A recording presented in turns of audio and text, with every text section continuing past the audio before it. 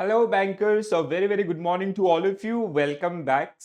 आज के इस सेशन के अंदर हम लोग डिस्कस करने वाले हैं regulation of export imports in India. Okay, so import and export के रेगुलेशन के ऊपर कौन कौन से बॉडीज हैं और कौन कौन से मिनिस्ट्रीज इसमें आपका इन्वॉल्व रहती हैं। इसके अलावा जो अदर एरियाज हैं उनके ऊपर हम लोग बात करेंगे, ठीक है।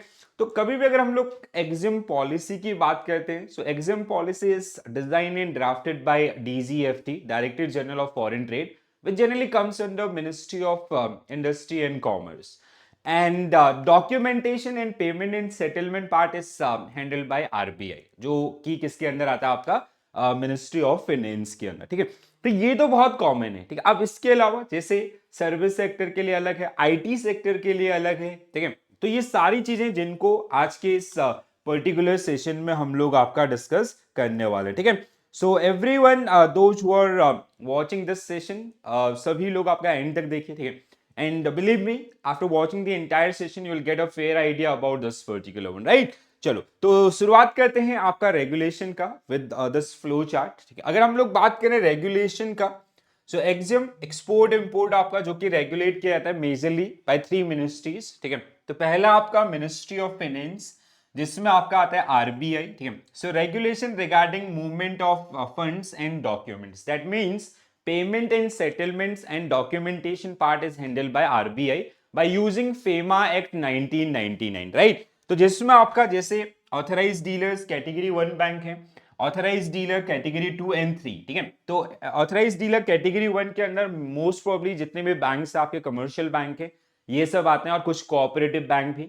ऑथराइज डीलर कैटेगरी 2 जिसमें आपका RRBs and other cooperative banks और सम अपग्रेडेड एफएफएमसीज, ठीक है, full fledge money changers. Category 3 आपका जिसमें आते हैं डीएफआईज, ठीक है, लाइक सिडबी, एक्सिम। सो ये सारे आपको यहाँ पे देखने के लिए मिलेंगे। दूसरा अगर हम लोग मिनिस्ट्री ऑफ फाइनेंस के अंदर ही बात करें, so it is CBIC which is central board of indirect taxes and custom, ठीक है। जो कि आपका regulation of payment of duties जिनसे रिलेटेड चीजें देखता है, ठीक है। Ministry of commerce and industry जिसमें डीजीएफटी, ठीक है, director general of foreign trade, जो कहीं ना कहीं जो एग्जिम पॉलिसी हमारी है, ठीक है, आयात निर्यात जो नीति है या जो ट्रेड पॉलिसी आपकी होती है, foreign trade policy, that is defined and decided by the DGFT in case of goods. In case of services, it is decided by SEPC. SEPC is your Service Export Promotion Council, ठीक है। And STPI which is related to softwares, ठीक है। तो जिसमें आपका software technology park of India के नाम से इसको जानते हैं, ठीक है। सो जो कि आपका किसके अंदर आता है, ministry of electronic and IT. तो ये आपका कुछ मेजर एजेंसीज, मेजर बॉडीज आपका जो फॉरेन ट्रेड से रिलेटेड जो एक्टिविटीज हमारे यहाँ पे होती हैं उन सबको आपका रेगुलेट करने की काम करते हैं। तो वन बाय वन इन सबको आपका थोड़ा सा डिटेल में जाते हैं, ठीक है। तो सबसे पहले आपका DGFT, director general of foreign trade. So in India, export trade is regulated by Director General of Foreign Trade (DGFT), which functions under the Ministry of Commerce and Industries of Government of India, ठीक है। तो किसके अंदर आता है और others, ठीक है। और एग्जिम पॉलिसी डिजाइन करना is the responsibility of this, ठीक है। दूसरा आपका RBI, the reserve bank of India, while the policies and procedure granted under FEMA regulation are governed by RBI regulation and guidelines. Similarly for import also, जो import policies होंगी वो आपका policy making is that generally belongs to DGFT, and payment and settlement and documentation part is handled by RBI, ठीक है। तो ये थोड़ा सा जिनको आपको ध्यान रखना है। फेमा एक्ट आपका जिसके ऊपर जो रेगुलेटरी बॉडी है दैट इज आरबीआई, ठीक है। So, the Reserve Bank of India, which with power delegated under FEMA Act 1999, regulate the exchange control and receipt and payment of foreign exchange part through various guidelines, FEMA amendments, while the Office of DGFT regulate the trade control part through EXIM policy and periodic announcement with a view to extend and or control the international businesses in the country, ठीक है।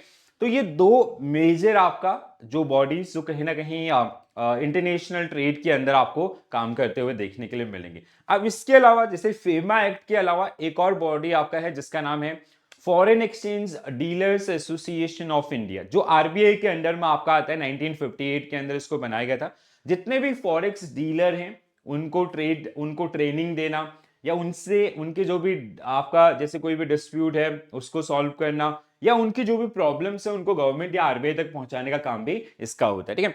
So Foreign Exchange Dealers Association of India, a self-regulatory organization established in 1958 with the approval of RBI to promote growth of India's external sector and contribute to development of forex market in India। तो ये basically किससे ज्यादा concerning है, आपका forex market से related जो activities हैं उनको मैनेज करना, या जो भी जितने भी स्टेक होल्डर्स वहां पे इन्वॉल्व हैं उन सबको ट्रेन करना, उन सबके कंसर्न्स को आपका आरबीआई तक पहुंचाना, या फिर जो भी डिस्प्यूट है उनको रिजॉल्व करना, ठीक है। तो बेसिकली जैसे आईबी आपका इंडियन बैंक एसोसिएशन है, तो वैसे ही आपका फॉरेक्स मार्केट के अंदर आपका है foreign exchange dealers association of India. International trade के अंदर एक इंटरनेशनल बॉडी भी है जिसका नाम है आईसीसी। आई होप आपने इसके बारे में बहुत बार सुना होगा, ठीक है। इंटरनेशनल चैम्बर ऑफ कॉमर्स के नाम से जिसको जाना जाता है, ठीक है। An apex organization for international trade transactions across the globe, facilitate guides the parties to the trade through their documents like जैसे UCP 600, या फिर आपका uniform rule for collection URC 522, uniform rule for demand guarantee that is URDZR 758। ऐसे बहुत सारे set of guidelines इसके द्वारा release किए गए अलग अलग एरियाज के अंदर। और मोटिव आपका यही है कि जो इंटरनेशनल ट्रेड फाइनेंस है उसमें यूनिफॉर्मिटी लेके आना, बिकॉज हर एक कंट्री के रूल्स रेगुलेशंस अलग अलग होते हैं, तो उसमें यूनिफॉर्मिटी लाना is the responsibility of this particular organization, right.